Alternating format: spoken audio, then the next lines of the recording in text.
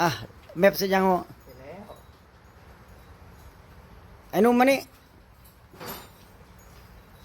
เอาลองสตาร์ทดูหน่อยที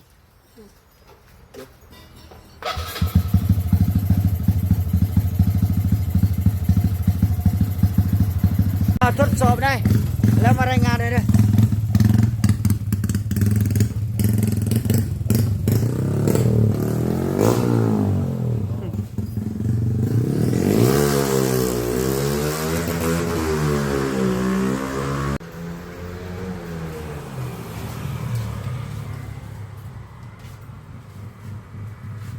โอ้โหยังหูด